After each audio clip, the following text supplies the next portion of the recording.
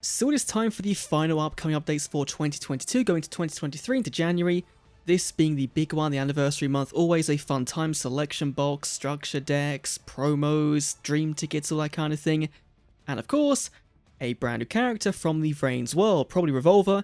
If it's not, then we're going to have some problems, but let's dive right in and see what kind of in store for us for the 6th anniversary. So first of all, we have the 6th anniversary campaign. Okay, fair enough. And we're getting Mirror Force, of course, as a limited 1 card. I don't think that's a very good idea. Now, we do, of course, have the full details, right? Or at least, like, full details in terms of the campaign. Of course, Mirror Force, the Dream tickets, the gems, the skill tickets, the accessories. But nothing on the structure deck, nothing on the selection box. They're going to happen, they always do. I think this time round the structure deck will be a non-anime deck. That's why they haven't shown it. If you didn't see, Crossdoor actually leaked another announcement for Anniversary, being we'll get 20 packs, 10 each of the last 2 sets, for the Firewall one and the Giant Hand one. So overall, not a bad Anniversary. Of course, more to come. And a mission circuit for Magic Cat and Legacy Duels coming back to PP Arena. Finally out of beta. They were fun the first time round, the second time round, given they didn't change the reward structure to be actually worthwhile doing. So hopefully they've done so this time, but I'm not super hopeful that they have done that. And of course, the Blue Angel unlock, which we know her cards and her skill, everything's ready, so let's take a look at those. So this is our mission circuit card, Magic Cat, and as you can see, it is a card we've already got, but a 1 copy via Dark Sun Akali Carmine. I would have hoped they would have just done a level cap increase for that 5D's world, and we've been at 45 already, but apparently not. On to Blue Angel though, and her new skill is basically just Draw, Sense, Trickstar, or Marincess. It's not very interesting, so unfortunate, but it's kind of useful given that all of her other skills aren't that great and you're just playing Monster Move anyway, I think, if you're playing Trickstars. So would have hoped for a better skill, but the one we're getting is fine. And reward card wise, it's also kind of fine. We've got Band Sweet Guitar, a brand new fusion, requires a Trickstar Link and Trickstar Monster, and this is just becoming a beefy body and attacking for 1 turn. And that's kind of it, right? It does double effect damage, which is nice, but only by link monsters that this card is linked to. So you've got to put this in the main monster zone, a Trickstar pointing down to it. In Duel Links, that's kind of iffy given the zones layout we have, so it's not all that great. But for a free-to-play card, for an event card, it does kind of make sense. And of course, the fusion spell to go with it, which is also not great. It has some recursion, which is nice, but you can't normal special summon that card, which, you know, given our Trickstars, right, we've got Candina, we've got Lilybell, and we've got Lycoris, right, and these ones all like being summoned, so why would you not want to summon them? It's a bit of a weird lock to have.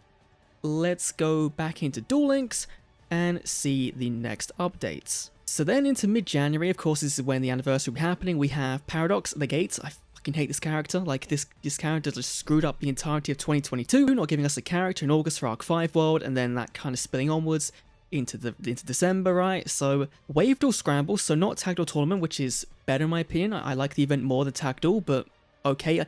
Surely at this point, Tag Duel PvP is coming soon. We had it leaked back in like July this year, and so 6 months, maybe a February event would be kind of cool, but again, that's KC Cup, that means then March.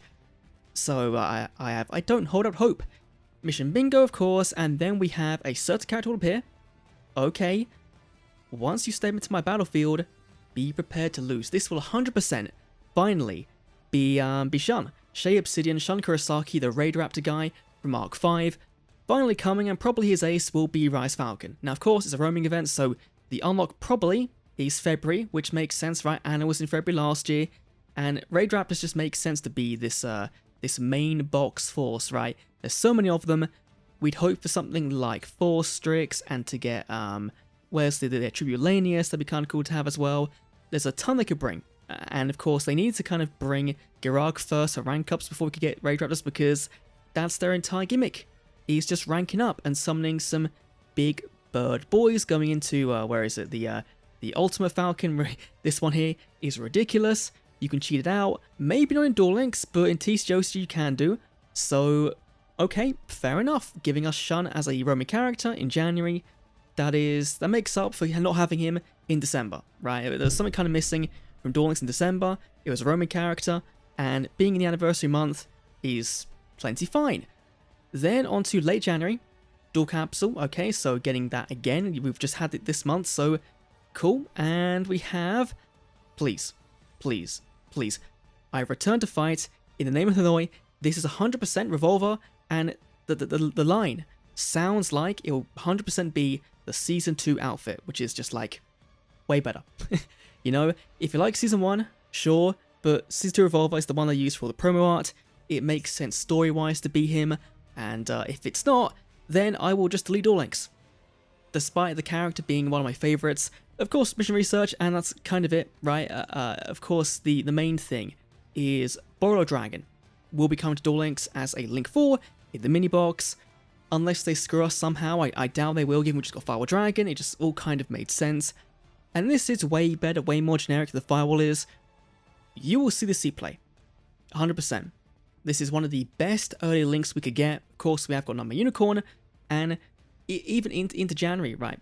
There is still the big surprise of the selection box, which last year was a Prince Magician, which was Keck W -200, which wasn't fun. Was not fun, and then Master came out and just kind of made that irrelevant. The anniversary is the big thing, and what will come alongside it, what cards come in the selection box, that will genuinely change the game. If I had to make a out there guess, Infinite Permanence. I just kind of feel like the generic back row staple, which we kind of always get in these boxes, will be something like that. Or it's Effect Veiler. It just kind of feels like it's time to have a negate from the hand. Either one works. The benefit with Impermanence is that you can give a voice line for Ghost Girl when she comes, and then have that be in the unlock, and it all kind of ties together, right? So overall, not a bad January for Duel Links. It's kind of samey, right? It's always kind of this. We have the rerun event, we have a mid-tier PV event, we have the unlock event, so it's, you know, it's par for the course, but the characters we're getting are way more hype. Rockets, of course, hopefully they don't screw them. Hopefully it's like a Yuto situation where they're really good, or a Kai situation where they're really good. That'll be fantastic. Anyway, let me know your thoughts down below. I assume everyone's going to be very happy with this month, for a change, given sometimes Duel Links can just be not overly great. So yeah, adios.